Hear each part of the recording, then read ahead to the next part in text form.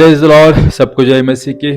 तो प्यारे भाई बहनों, आज हम देखने वाले हैं कि हम कैसे पहचाने कि हमें पवित्र आत्मा मिल गया है, हमें पवित्र आत्मा मिल चुका है। हम कैसे पहचाने हमें हमारे जीवन में पवित्र आत्मा का कार्य हो रहा है या हमें पवित्र आत्मा चला रहा है, हम कैसे पहचाने। तो बहुत लोगों की ये गलत धारणा है कि कोई अगर अन्य भाषा में प्रार्थना करे, कि अन्य भाषा बोले तभी हमें पवित्र आत्मा मिल चुका है, ऐसा लोग समझते हैं। ऐसा कई लोग समझते हैं और जो अन्य भाषा में बात करता है उसको ही पवित्र आत्मा मिल चुका है, ऐसा लोगों का कहना है।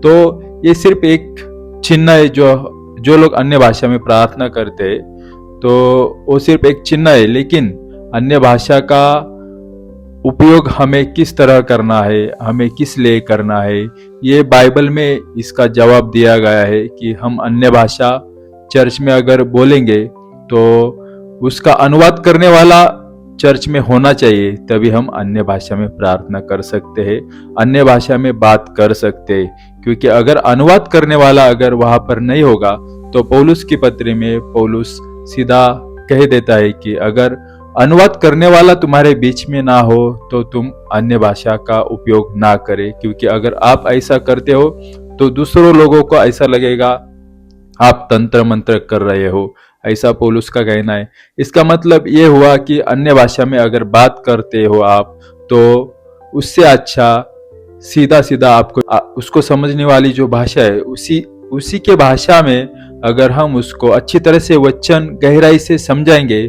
तो उसको समझ में आएगा और उसकी आत्मिक उन्नति होगी। तो अन्य भाषा का उपयोग हमें अकेले में ही करना है। अन्य भाषा हमें हमारी आत्मिक उन्नति करवाती। और मेरा विषय ये नहीं कि अन्य भाषा का विषय नहीं है मेरा, लेकिन ये अन्य भाषा को लेकर जिनकी गलत धारणा है उसके लिए मैं कह रहा हूँ कि अन्य भाषा हमें पौलुस ने मना कर दी है। ये हमारा विषय है कि हम कैसे पहचाने कि हमें पवित्र आत्मा मिल चुका है या पवित्र आत्मा हमारे जीवन में कार्य कर रहा है या पवित्र आत्मा को हमने पा लिया है। सबसे महत्वपूर्ण यह है कि हम अपने जीवन में पवित्र आत्मा को पा लेना, ये सबसे महत्वपूर्ण बात है दोस्तों। और मैं आपको अच्छी तरह से आज समझाऊंगा कि हमें पवित्र आत्मा मिल गया है या हमने पवित्र आत्मा को पा लिया है। और इसमें दो प्रकार है दोस्तों, इसमें दो टाइप है। एक पवित्र आत्मा को पा लेना, मतलब पवित्र आत्मा हमें पूरी तरह से मिल जाना, और दूसरा है कि पवित्र आत्मा की अगुवाई। पवित्र आत्मा की अगुवाई और पवित्र आत्मा को पा लेना या पवित्र आत्मा हमें मिल जाना, इन दोनों में बहुत फर्क है। देखिए दोस्तों, मेरे प्यारे भाई बहनों, जब हम नए नए विश्वास में आ जाते, तब जब हम यीशु मसीह का स्वीकार कर लेते, जब हम यीशु मसीह का अंगीकार कर लेते, नए नए जब हम विश्वास में आ जाते, प्रभु का स्वीकार करते, उसको यीशु मसीह को अपना उद्धार करता जब हम स्वीकार कर लेते, तब से हमें पवित्र आत्मा की अगुवाई हो जाती है दोस्तों। क्योंकि जब हम मसीह को ग्रहण कर लेते तब भी हमारे जीवन में पाप रहता है, क्योंकि हमारे जीवन का जो पाप होता है वो हमारे जीवन में रहता है दोस्तों। प्यारे भाई बहनों, जो हम पाप करते थे पहले, अब समझो, फॉर एग्जाम्पल समझ लीजिए कि मैं एक पापी इंसान हूँ, मुझे यीशु मसीह के बारे में कुछ जानकारी ही नहीं है। मैं बहुत पाप करता हूँ, व्यभिचार करता हूँ, बीड़ी सिगरेट पीता हूँ, तंबाकू खाता हूँ, दारू पीता हूँ, नशीली चीज़ों का सेवन मैं करता हूँ और गुंडागर्दी भी मैं करता हूँ। फॉर एग्जाम्पल के लिए ऐसा समझ लीजिए, मैं वैसा तो करता नहीं, लेकिन ऐसा आप समझ लीजिए कि ये आपको मैं इसलिए बता रहा हूँ कि पवित्र आत्मा की अगुवाई और पवित्र आत्मा को पा लेना, इन दोनों में क्या अंतर है, ये आपको मैं समझा रहा हूँ दोस्तों।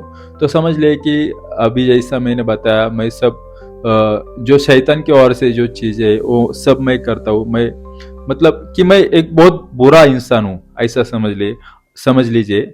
कोई भाई आकर मुझे सुसमाचार सुनाए और मेरा विवेक उसको साथ दे, मतलब मेरा विवेक मुझे समझाए कि ये बंदा सच कह रहा है, एक ही परमेश्वर है, यीशु मसीह के बारे में जो बता रहा वो सच है, ऐसा मुझे समझ में आया और मैंने उसके ऊपर उसने जो मुझे सुसमाचार सुनाया उसके ऊपर मैंने विश्वास किया उस दिन।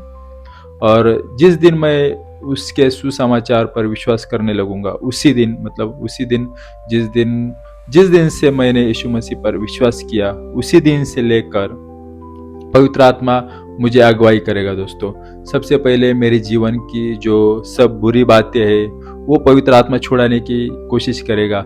मैं अगर सिगरेट पीऊंगा, देखो भाई बहनों, जिस दिन से मैं प्रभु को अपना मान लेता हूँ या जिसने भी मुझे सुसमाचार सुनाया है उसका सुसमाचार सुनकर मैं यीशु मसीह पर विश्वास करने लगता हूँ, उसी दिन से पवित्र आत्मा मेरे जीवन में कार्य करने लगता है। मतलब पवित्र आत्मा की अगुवाई मेरे जीवन में हो जाती है। पवित्र आत्मा मुझे अगुवाई करने लगता है कि ये सिगरेट पीना पाप है, इसे मत करो।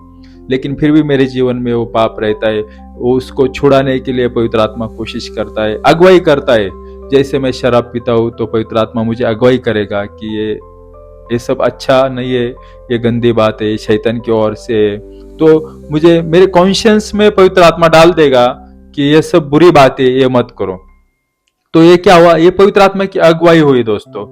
मेरे सब बुरे काम, अगर मैं क्रोधित होता हूँ, गुंडागर्दी करता हूँ, तो पवित्र आत्मा मेरे कॉन्शियंस में ये डाल देगा कि ये सब बुरी बातें, ये नहीं करना है। तो इसको कहते हैं कि पवित्र आत्मा की अगुवाई। और पवित्र आत्मा को पा लेना क्या होता है, या पवित्र आत्मा हमें मिल जाना क्या होता है दोस्तों।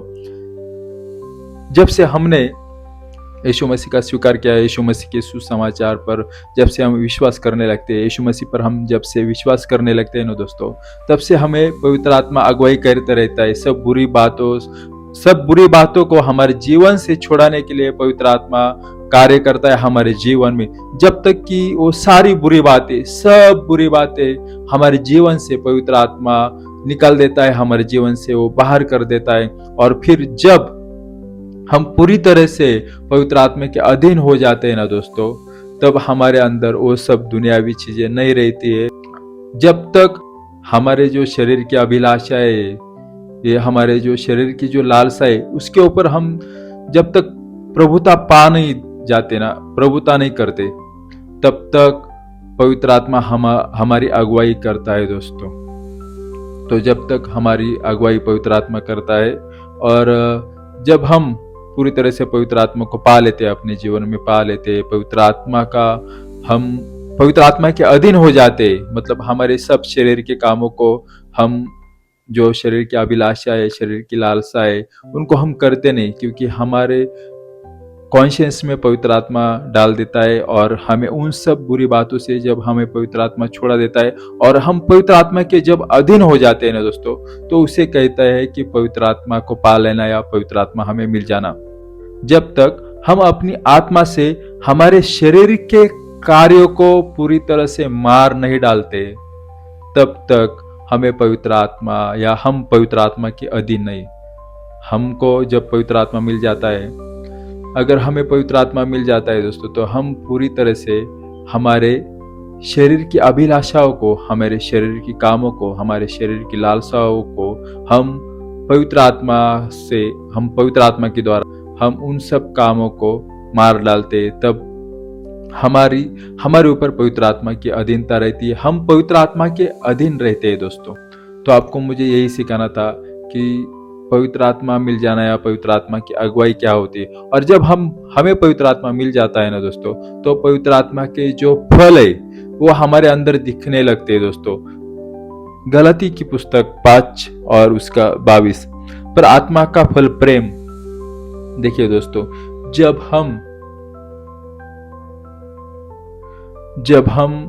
हमको पवित्र आत्मा मिल जाता है, तो आत्मा का जो पहला फल है वो प्रेम, वो हमारे अंदर दिखने लगता है। अगर हम क्रोधित होते, हमें बहुत क्रोध आता है, हम झगड़े करते, तो वो सब पवित्र आत्मा हमारे जीवन से छुड़ा देता है और हमारे जीवन से वो दूर कर देता है। हमें पवित्र आत्मा की अगुवाई होती है और हमें उसके ऊपर जय प्राप्त कर लेते हैं। कौन सा? जो क्रोध है, हमारा जो क्रोध है, हम उसके ऊपर जय प्राप्त कर लेते हैं। और जय प्राप्त करने के बाद हमारे अंदर जो पवित्र आत्मा का पहला फल है प्रेम, वो प्रेम हमारे अंदर आ जाता है दोस्तों। ये पवित्र आत्मा का फल है। हमारे अंदर ये सब फल है जो यहाँ पर गलतियों का पुस्तक उसका 5 और उसका 22 से लेकर 23, 22 और 23, इसमें जो दिया है पहला फल हमारा कि प्रेम। आत्मा का फल क्या है? प्रेम। अगर हमारे अंदर प्रेम आ जाता है तो हमारे अंदर का क्रोध, हमारे अंदर का गुस्सा वो खत्म हो जाता है दोस्तों, क्योंकि हम अब हमारे नहीं रहे, हम पवित्र आत्मा के हो चुके। हम यीशु मसीह के जब हो जाते, पवित्र आत्मा हमारे ऊपर, पवित्र आत्मा की प्रभुता चलती है दोस्तों। हम जब पवित्र आत्मा के अधीन पूरी तरह से हो जाते तो हमारे अंदर प्रेम आ जाता है। ये पवित्र आत्मा हमारे अंदर रहकर कार्य करता है दोस्तों। तो दूसरा है आनंद। ये आत्मा का फल है, क्योंकि जब हम इस दुनिया में रहते तो हमें आनंद नहीं मिलता। हमारे जीवन में बहुत सारे दुख रहते, कष्ट रहते, समस्याएं रहती, उसमें हम आनंद नहीं कर सकते।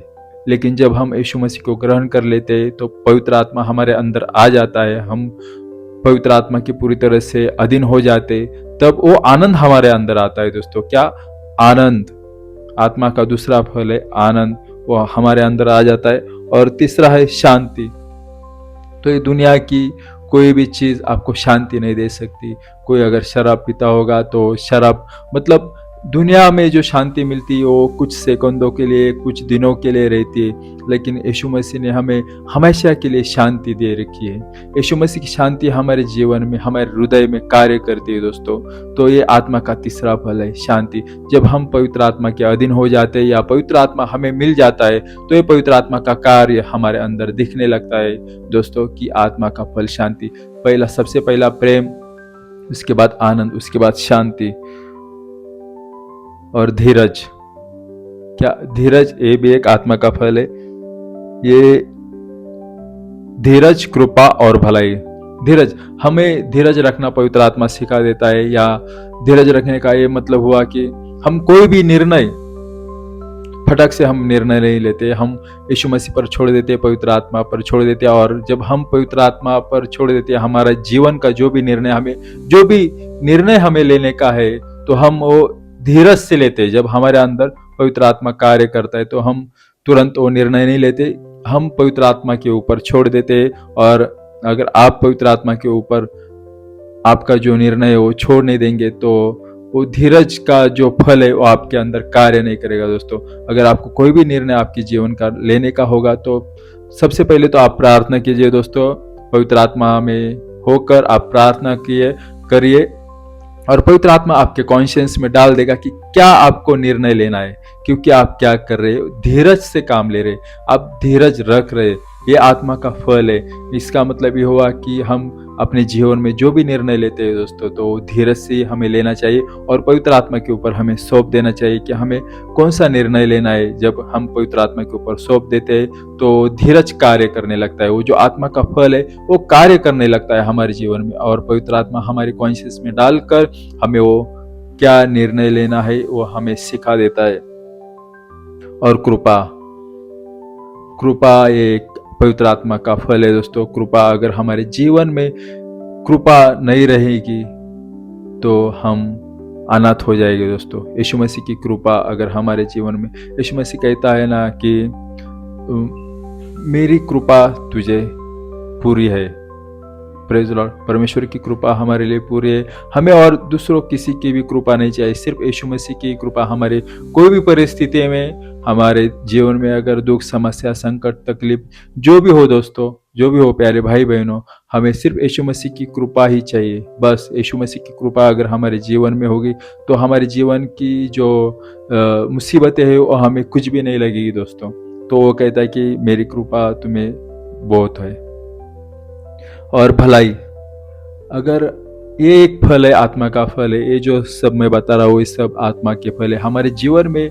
वो जब हम पवित्र आत्मा को ग्रहण कर लेते हैं ना, यीशु मसीह को ग्रहण कर लेते हैं, जब हमारे अंदर पवित्र आत्मा आ जाता है और हम पवित्र आत्मा के अधीन जब हो जाते हैं दोस्तों, तो ये जो सारे आत्मा के फल है, पवित्र आत्मा के फल है, वो हमारे जीवन में दिख जाते हैं दोस्तों। अगर आपके जीवन में भी इनमें से एक भी फल अगर दिखाई नहीं दिया तो आप पवित्र आत्मा के अधीन नहीं है, या आपको पवित्र आत्मा मिला नहीं है दोस्तों, आपको सिर्फ पवित्र आत्मा की अगुवाई हो रही है। जो भी व्यक्ति शराब पीता है उसे पवित्र आत्मा कहता है कि ये शराब अच्छी बात नहीं है, ये पिया मत करो, कॉन्शियंस में डाल देता है पवित्र आत्मा, लेकिन फिर भी वो पवित्र आत्मा की सुनता नहीं। देखिए दोस्तों, पवित्र आत्मा की अगुवाई आपको आपके आखिरी सांस तक पवित्र आत्मा की अगुवाई आपको होती रहेंगी दोस्तों। जब तक कि आप पूरी तरह से पवित्र आत्मा के अधीन ना हो, तब तक पवित्र आत्मा आपको अगुवाई करता ही रहेगा। और जब आप पूरी तरह से पवित्र आत्मा के अधीन हो जाते, तो तब आप समझ लेना कि आपको पवित्र आत्मा मिल चुका है, या आपने पवित्र आत्मा को पा लिया है। तो दोस्तों, ये जो आत्मा के जो फल है वो अपने जीवन में है या नहीं, आप चेक कीजिए दोस्तों। आपके जीवन में पवित्र आत्मा के जो फल दिए हैं, गलती 5:22, ये है या नहीं, आप चेक कीजिए। और जब आपको पवित्र आत्मा मिल जाता है ना दोस्तों, तो आपके जीवन में ये सब फल आपके जीवन में आ जाते हैं। तो आप चेक कीजिए आपके जीवन में ये पवित्र आत्मा के फल है या नहीं। Praise the Lord.